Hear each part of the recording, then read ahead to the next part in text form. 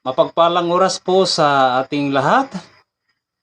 Nandito na naman tayo sa ating programa sa palatuntunan na Consumatum Est sa The Kingdom of God. Ng ating dakilang guro, ang ating mahal na supremo sa kaharian ng Diyos, walang iba si mahal na Hari Philemon Oriam Bonanza, na siyang nagtatag ng The Kingdom of God noong July 27, 1982. At sa ngalan din ng ating presidente sa The Kingdom of God ngayon, si mahal na Prinsipe Rocky Ibanez Riam Bonanza, at ganun din sa presidente ng Philippine Deuterium Development and Management Corporation sa pamumuno ni Haring Adolfo Riam Bonanza, at sa buong First Royal Family, ang ating mga mahal na reyna na nandito sa Purok New Jerusalem Rizal Shrine, Talisay, Dapitan City, sa banal na syudad ng buong Pilipinas. At sa aking ding mga kasamahan, ang ating mga board of directors sa The Kingdom of God, at the same time, ang mga katiwala ni Malari sa bawat rehiyon ng Pilipinas, mula Region 1 hanggang Region 12. At ganoon din sa ating mga kasamahan sa 12 tribes of Israel, yung the 12 gates of the Kingdom of God na naitatag din sa pamamagitan ng ating dakilang guro. Naitatag din niya ayon sa plano ng Diyos dito sa Pilipinas. At sa lahat ng mga provincial leaders, lalong-lalo na dyan sa mga probinsya ng Region 2, dyan sa probinsya ng Isabela, nandyan ang ating kapatid na si Haring Semproso Baldo Anchita at si Reyna Victoria Anchita, at sa lahat ng kanyang mga municipal leaders hanggang barangay leaders sa buong probinsya ng Isabela. At ganoon din dyan sa probinsya ng Quirino sa pamumuno ni Haring Alex Anchita at saka ni Reyna Ami Anchita, at sa lahat ng mga municipal leaders hanggang barangay leaders dyan sa buong probinsya ng Quirino. Ganoon din sa probinsya ng Cagayan, nandyan si Haring Ga at mga kasamahan. At ang ating kasamahan na nandyan kayo ngayon sa UK, walang iba si Reyna Shirley Del Rosario. Maraming salamat, Reyna, sa mga tulong mo para mailunsad natin ang programa ng Kaharian ng Diyos. God bless po sa iyo, at saka keep safe dyan sa UK. Mapagpalang oras sa iyo dyan, Reyna. At ganoon din kay Reyna Merly Baltasar dyan sa Manila, Quirino, at sa lahat ng mga kasamahan. Hindi ko na lang isa-isahin. At sa lahat ng nagsubaybay sa programang ito, Luzon, Visayas at Mindanao, mapagpalang oras. At talakayin po natin, mga kapatid, ang tungkol sa kaharian ng Diyos. At ang speaker po natin ngayon ay nagmumula pa sa probinsya ng Quirino via cellphone ang kanyang pagpapahayag tungkol sa kaharian ng Diyos. So, walang iba po ang ating speaker ngayon, kundi si Haring Alex Anchita. Maririnig po ninyo ang kanyang boses, at sa pamagitan lang ng cellphone, siya po ay magbibigay ng pahayag Ayon din sa naituro ng aming dakilang guro sa kaharian ng Diyos na si mahal na Haring Pilimon o Riambonanza. Kaya pakinggan po nating mabuti ang mensahe ng ating provincial leader sa probinsya ng Quirino. Walang iba kundi si Haring Alex Ancheta. So mga kapatid, magandang gabi po sa ating lahat. Ako po ang inyong kapatid, si Haring Alex Ancheta na taga Isabela, Region 2. So bago ang lahat, nais ko munang magbigay po guys sa ating mahal na dakilang guro, mahal na Haring Pilimon Ondok Riambonanza. At ganoon din po sa ating mga 5 spiritual mothers, 12 tribes, 12 apostoles, mga evangelista, barangay down to purok leaders. At sa aming mahal na Prinsipe Rocky Y. Riambonanza na siyang president ng The Royal Alpha Omega Ring Trading Corporation. At sa aming mahal na Hari Adolfo Riambonanza na siyang president ng Deuterium Project of the Philippines. So, higit sa aming regional director ng Region 2, walang iba kundi ang ating Hari Edgar Palor Ligotong. Magandang hapon po, Hari. So, mga kapatid, sa oras na ito, ako po ngayon ang natasan upang magbigay ng mensahe tungkol sa kaharian ng Diyos. So mga kapatid, sa oras na ito, nais ko iparinig sa inyo ang tungkol sa kaharian ng Diyos. Na ang kaharian ng Diyos na ito po ay mula sa aming mahal na dakilang guro, mahal na Haring Pilimon Ondok Riambonanza. Na ano ba ang kaharian ng Diyos? Na ang kaharian ng Diyos ayon sa mga iba na mga ngaral. Tulad sa mga ibang mga ngaral na ang kaharian daw ng Diyos ay nandun sa taas ng langit. Subalit ayon sa aming mahal na guro, ang kaharian ng Diyos na siyang itinuro sa amin, na ang kaharian ng Diyos ay ibinigay sa isang bansa na walang ibang bansa na tinatalakay ng aming mahal na guro kundi ang bansang Pilipinas. Ito po mga kapatid, ang pinapatunayan po namin ito sa loob ng kaharian ng Diyos na ang bansang Pilipinas ay siyang kaharian ng Diyos. Bakit? Sapagkat sinabi ng Diyos mula doon sa bansang Jerusalem, nung siya ay nangaral doon ng kaharian ng Diyos ay hindi siya pinaniwalaan. Kaya ang kaharian ng Diyos ay binigay sa isang bansang nagkakabunga. Wala doon sa taas. Wala sa puso. Kundi sinabi ng Diyos ibigay sa isang bansang nagkakabunga.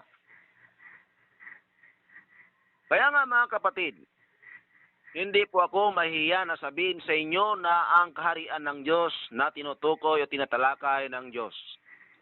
Higit sa lahat sa aming mahal na dakilang guro, mahal na Haring Pilimon Ondok Riambonanza. Walang iba na tinuro ng aming mahal na guro kundi ang bansang Pilipinas. Kaya mga kapatid, Luzon, Visayas at Mindanao, hindi po kami matatakot o mahiya na isigaw sa inyong harapan na ang bansang Pilipinas ay dito muli itatayo ang kaharian sapagkat ang kaharian na dapat itayo ni Jesus doon sa bansang Jerusalem ay hindi naitayo. Bakit? Sapagkat nung nangaral ang ating Panginoong Hesus doon sa bansang Jerusalem, ang tanong ko sa inyo, pinaniwalaan ba siya? Hindi mga kapatid, hindi siya pinaniwalaan. Kaya sinabi ng Diyos ayon sa nakasulat sa banal na kasulatan sa San Lucas 13:34-35 na sinabi ng Diyos, aalis na ako sa inyo at hindi niyo na ako makikita. Kaya nga mga kapatid, ang tanong, kung hindi na makikita ang Diyos at aalis na mula doon sa bansang Jerusalem, saan kaya pupunta ang ating Panginoon? Kaya nga mga kapatid, na kami na nandito sa loob ng kaharian ng Diyos, kompleto ang aming mga pagpapatunay na ang bansang Pilipinas ay siyang kaharian ng Diyos. Sapagkat sinabi ng Diyos, aalis na ako sa inyo at hindi nyo na ako makikita. At sinabi din ng Diyos, na mula ngayon, alisin ko sa inyo ang kaharian at ibigay sa isang bansa. Hindi kami nangangaral na ang kaharian ng Diyos ay nandun sa tuktok ng langit o nandito sa loob ng ating puso. Kaya nga mga kapatid, sabihin ko sa inyo na ang bansang Pilipinas ay papatunayan namin sa inyo na dito talaga muli itatayo ang kaharian ng Diyos. Sapagkat ang kaharian ng Diyos na itinayo ng Diyos magmula pa doon sa Babylonia, Medo-Persia, Greece at Rome, wala na. Kaya nga mga kapatid, sinabi ng Diyos ayon sa nakasulat sa banal na kasulatan na muling itatayo ng Diyos ang kaharian na kailanman ay hindi na magigiba. Ang tanong ko sa inyo, kung nangangarap kayo na ang kaharian ng Diyos ay nandun sa tuktok ng langit, ang tanong ko sa inyo, yung bansang Babylonia po ba ay nandun sa taas? Ang bansang Medo-Persia ay nandun ba sa taas? Ang bansang Greece at ang Rome, tanong ko sa inyo, doon ba sa taas? Kaya nga sinabi ng Diyos, alisin ko sa inyo ang kaharian ng Diyos at ibigay sa isang bansa. Anong bansa? At sinabi ng Diyos, aalis na ako sa inyo at hindi nyo na ako makikita. Kaya kung tanongin natin ang ating Panginoon, Panginoon, saan ka pupunta? Kung ating papatunayan sa banal na kasulatan, ayon sa nakasulat, Isaiah 24:15, ang sinabi ng Diyos, luwalhatiin ninyo ang Diyos ng Israel doon sa malayong silangan sa mga pulo ng dagat. Kaya nga mga kapatid, napakalinaw, napakaliwanag kung nasaan ang kaharian ng Diyos. Ibinigay sa isang bansa, ibinigay doon sa malayong silangan sa mga pulo ng dagat. Tignan natin, i-search natin sa malaking mapa kung anong bansa ang nasa malayong silangan. Kung ating titignan, andon ang isang bansa na sa malayong silangan, unang-una ang Japan, Indonesia, Malaysia at Pilipinas. Sinabi ng Diyos, luwalhatiin ninyo ang Diyos ng Israel doon sa malayong silangan sa mga pulo ng dagat. Kaya ang tanong ko mga kapatid, sa bansang Japan po ba ay nilalhati doon ang Diyos na si Jesus? Indonesia, nilalhati po ba doon? Malaysia. Dito lang sa bansang Pilipinas, mga kapatid, nilalhati ang Diyos. Kaya dito ang tinatalakay ng Diyos o tinuturo, location. Wala mang address pero may location. Saan? Malayong silangan sa mga pulo-pulo ng dagat. Anong bansa? Hindi ako mahiya na magsabi sa inyo na ang bansang yan ay bansang Pilipinas. Na dito talaga itatayo muli ng Diyos ang kanyang kaharian na hindi na itayo doon sa Jerusalem sapagkat Nung nangaral ang ating Panginoong Hesus doon, ay walang naniwala. Walang naniwala. Tulad ngayon, ang daming naniniwala sa Diyos. Ang daming nananampalataya sa Diyos. Kaya ang tanong ko mga kapatid, ano ang katumbas ng paniniwala sa Diyos? Ang katumbas ng paniniwala sa Diyos, kailangan sumunod sa utos. Hindi yung maniwala ka sa Diyos na hindi man nakasunod sa utos. Tama po ba mga kapatid? Ano? Ulitin ko, ano ang katumbas ng paniniwala sa Diyos? Kailangan sumunod sa utos. Tama po ba mga kapatid? Sumusunod naman kami. Sabi ng mga iba, sumusunod daw. So, paano kayo naniwala sa Diyos? Sa anong paraan kayo naniwala sa Diyos? Ano ang sagot ng mga tao? Ay, kami pala samba. Yun ba ang utos ng Diyos? Kung ilang bisis sa nagsamba, ganun ba ang pagsunod sa Diyos, mga kapatid? Tulad sa kaharian ng Diyos. Ano ang inutos ng Diyos na dapat sundin? Sapagkat ngayon ay napakaraming naniniwala sa Diyos. Pero ang tanong, nakasunod kaya ang mga tao? Kaya, tinatanong ko, ano ang katumbas ng paniniwala sa Diyos? Kailangan sumunod sa utos. Tanong ko mga kapatid, kung tayo ay naniniwala, ano ang utos ng Diyos na dapat nating gawin? Ang utos ng Diyos, sabi niya, hanapin muna ninyo ang kaharian ng Diyos. Ano naman ang hinanap ng tao? Mga kapatid, ha? Ano ang hinanap? Relihiyon. Mga kapatid. Pero ang utos ng Diyos ay hanapin muna ninyo ang kaharian ng Diyos. Kaya sinabi ng Diyos sa banal na kasulatan, ayon sa nakasulat, Santiago 1:26, ang relihiyon ng taong ito ay walang kabuluhan. Ano ang utos ng Diyos? Pangalawang utos. Sabi ng Diyos, ipagngili ninyo ang araw ng Sabat. Ano naman ang iningilin ngayon ng mga tao? Ha? Ano? Mga kapatid. Kaya nga mga kapatid, ano ang katumbas ng paniniwala sa Diyos? Ano? Kailangan sumunod sa utos. Kaya nga mga kapatid, tulad sa kaharian ng Diyos, sinabi ng Diyos, hanapin niyo muna ang kaharian ng Diyos. Napakaliwanag. Ha? Hanapin muna ninyo ang kaharian ng Diyos. Kaya kami mga kapatid, dito sa loob ng kaharian ng Diyos, sa aming founder ng The Kingdom of God, walang iba kundi ang aming mahal na dakilang guro, mahal na Haring Pilimon Ondo Criambunanza. Inuro sa amin, maski kunti lang ang aming nalalaman, kunti lang ang aking nalalaman.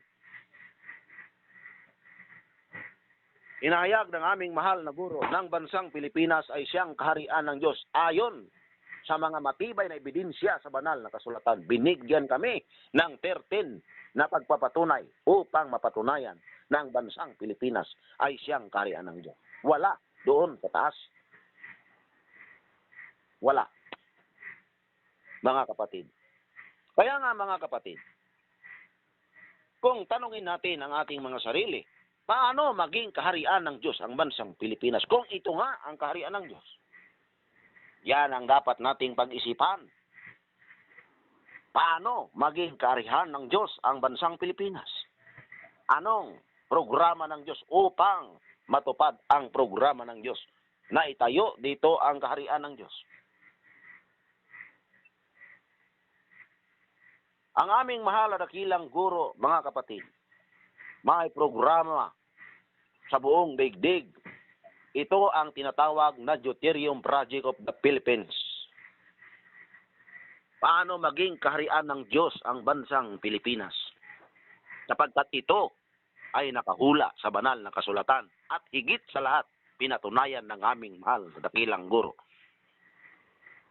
Nakalagay o mabasa sa banal na kasulatan ayon sa Matthew 25, 1 hanggang 13, na mayroong 10 dalaga na ang 5 ay mangmang at ang 5 ay matalino. Ito po ay talinhagang salita sa banal na kasulatan. Kung paano maging kaharian ng Diyos ang bansang Pilipinas ayon sa aming mahal na dakilang guro, mahal na Haring Pilimon Ondok Riambunansa. Pinaliwanag sa amin o binigyan ng tamang paliwanag ang Matthew 25, 1 hanggang 13. Ano ang sinasabi ng Diyos doon?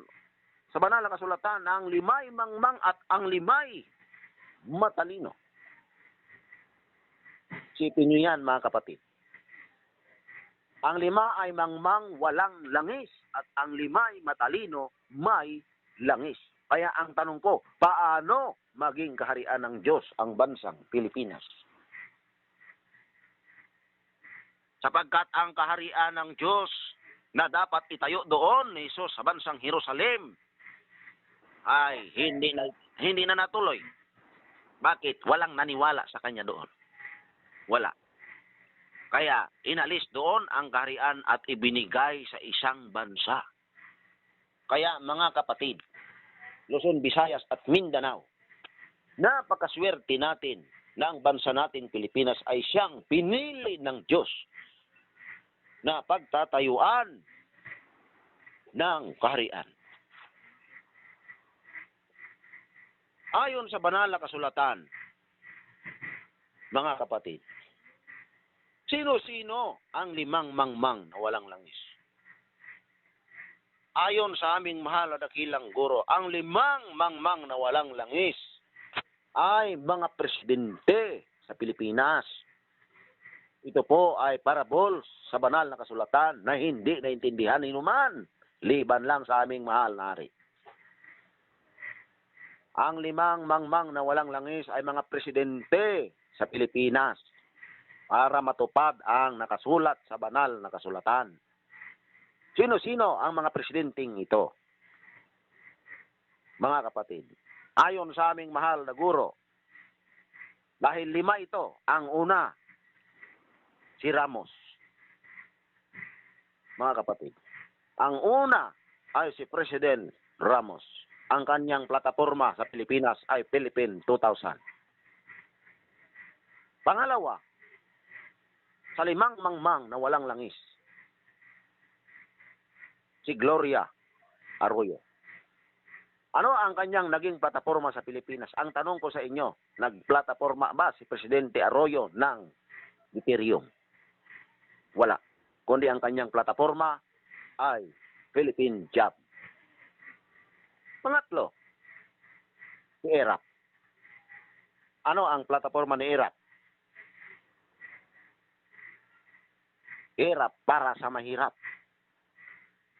Hindi Ethereum ang kanyang dinala. Pangapat, si Pangulong Pinoy. Ano ang kanyang naging plataforma? Tuwid na daan. Mga kapatid, hindi Ethereum.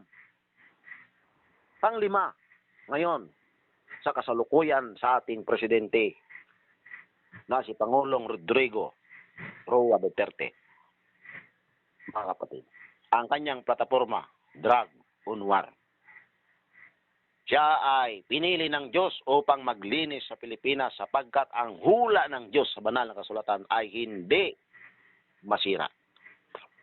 Kaya, nandyan ang ating Presidente Duterte na maglinis sa ating bansang Pilipinas. Bakit? Sapagkat nagsimula ang ating Presidente sa 2016 at matatapos ito sa 2022. Para ang nakahula, hinula ng Diyos, ng bansang Pilipinas ay maging kaharian ng Diyos. Matatapos ang ating Presidente sa 2022.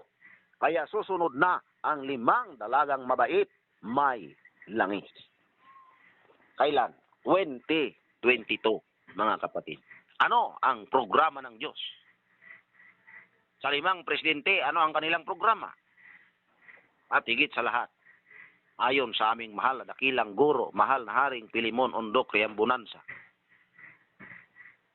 ang programa ng Diyos ay Deuterium Project of the Philippines. Yan ang itatayo ng Diyos sa bansang Pilipinas kung paano maging kaharian ng Diyos ang bansang Pilipinas. Tingnan natin. Bakit? Paano? Tingnan nyo doon sa Saudi Arabia. Paano naging kingdom ang Saudi Arabia?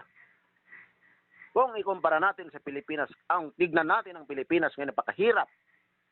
Sabi ng mga tao, mahirap daw Pilipinas. Pero kung ikumpara natin doon sa Saudi Arabia, paano naging kaharian ang Saudi Arabia? Naging kaharian ang Saudi Arabia dahil sa 2 million barrels a day. Diba? Nakapagtayo sila ng kaharian dahil sa 2 million barrels a day. Ngayon, ang bansang Pilipinas, paano maging kaharian ng Diyos ang bansang Pilipinas? Itatayo dito ang Deuterium Project of the Philippines. Deuterium, mga kapatid, ito ay kapalit ng gasolina. Doon sa Saudi Arabia, 2 million barrels a day. Dito, sa Pilipinas, ang deuterium po natin, ang makukuha dito araw-araw, 85 million barrels a day. Ano ang tawag sa ating bansang Pilipinas? Mga kapatid.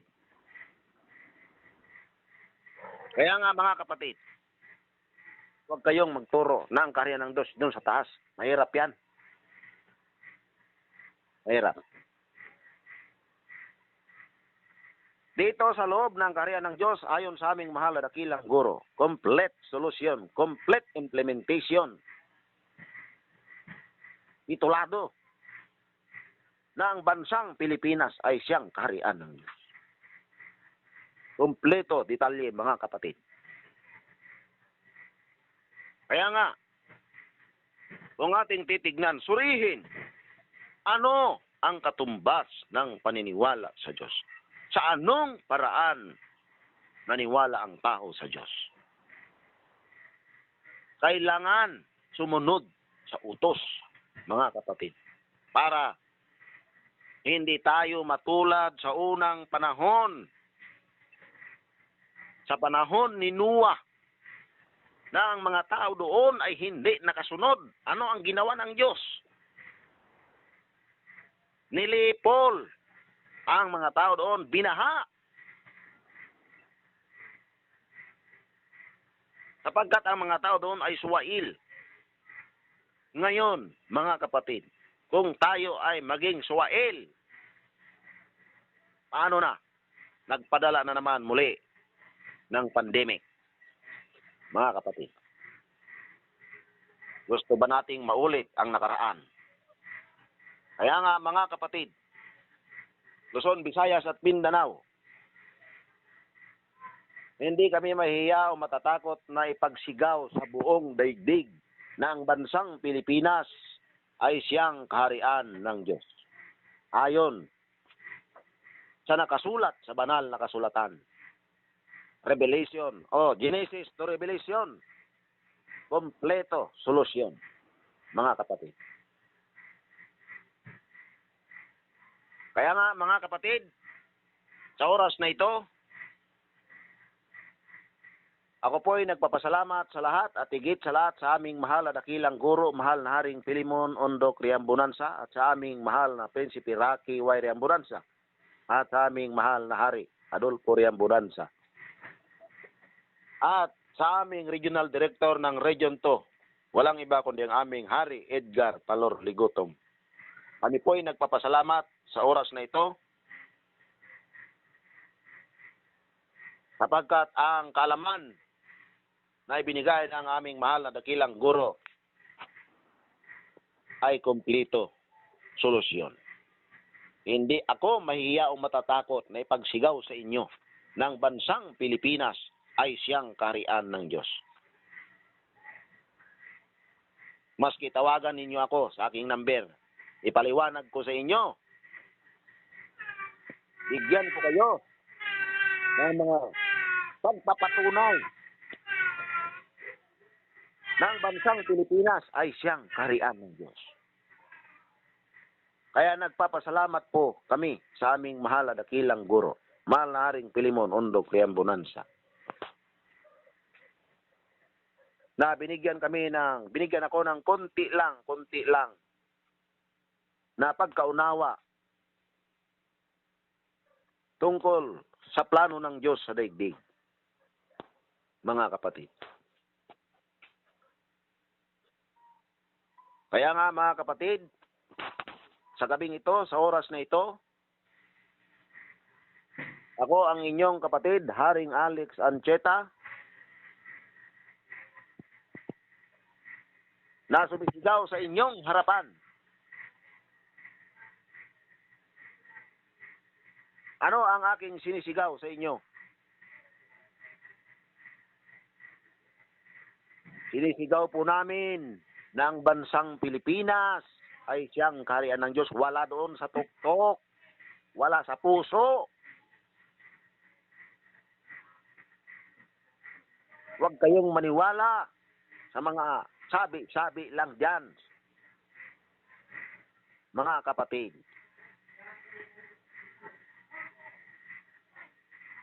Kaya ang kaharian ng Diyos ay dumating na sa ating bansang Pilipinas. Ito na ang magpatunay sa lahat ng bagay ng kalaman sa buong daigdig. Mga kapatid, Luzon, Visayas at Mindanao,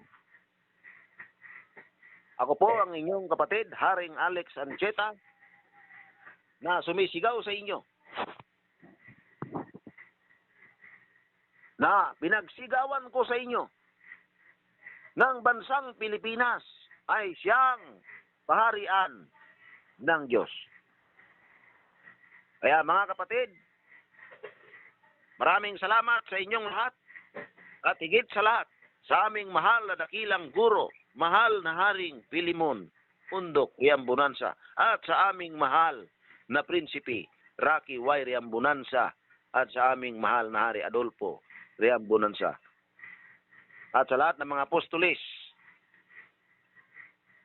sa lahat ng mga 12 gates, hanggang sa mga probinsya, municipal.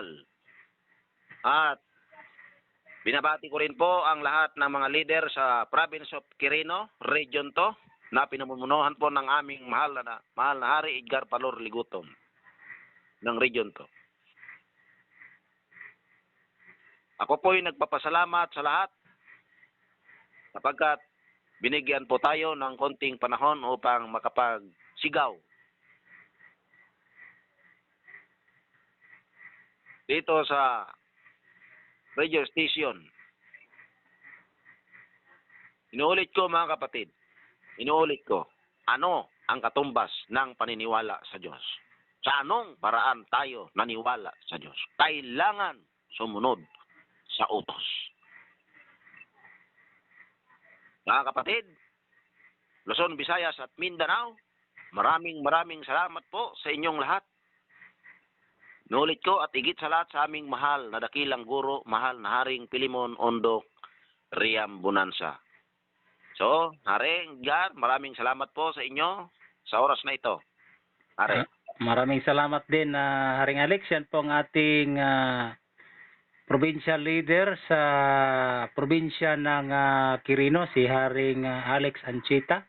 Kasama din si Reyna Ami Ancheta at kanyang mga municipal leaders, lahat ng mga bayan ng probinsya ng Quirino hanggang sa mga barangay leaders. Ang tabayanan po natin sa sunod na pagkakataon mga kapatid ay iba na namang mga speaker sa sunod, lalong-lalo na ang ating speaker dyan sa probinsya ng Isabela na si Haring Simpruso Baldo Ancheta. Siya na po ang susunod na speaker natin.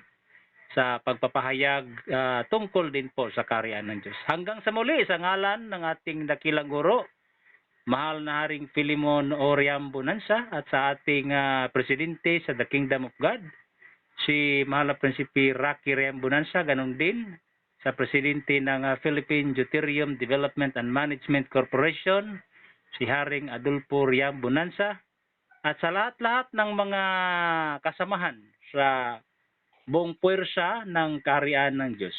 Hanggang sa muli, mabuhay tayong lahat at mabuhay the Kingdom of God. Maraming salamat, Haring Alex. Maraming salamat sa inyo dyan. Salamat po, Re. Salamat po, Re.